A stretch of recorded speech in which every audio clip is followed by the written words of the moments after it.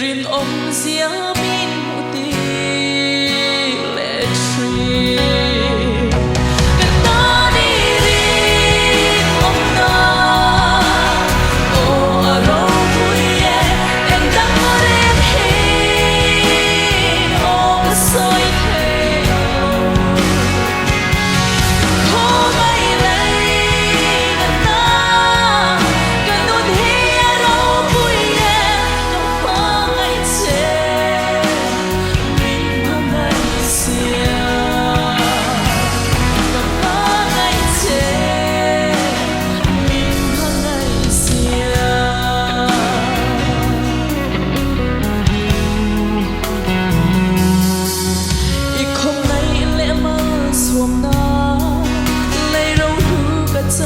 dòng tê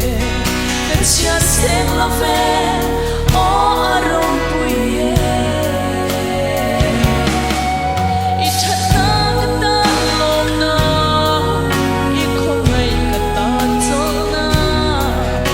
une nge ke te lo che la ma ta ni ri ong na o arong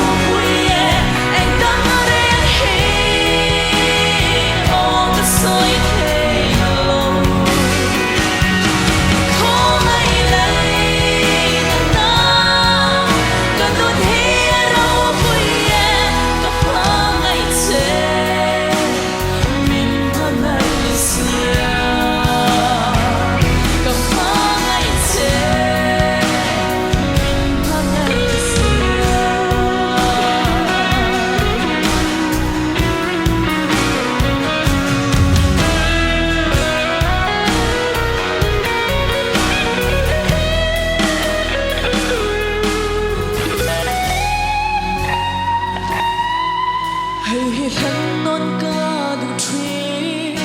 ca non le thay na te hi ita rim tuya lo chang phong ro se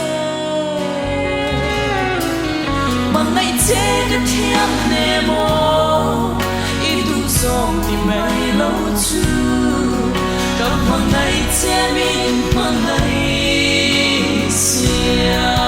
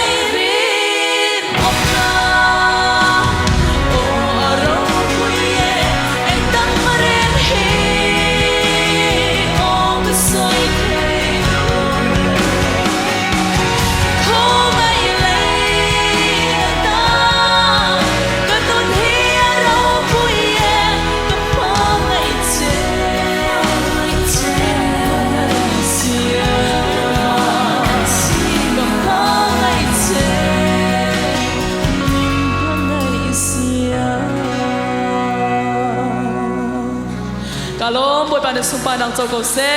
amen.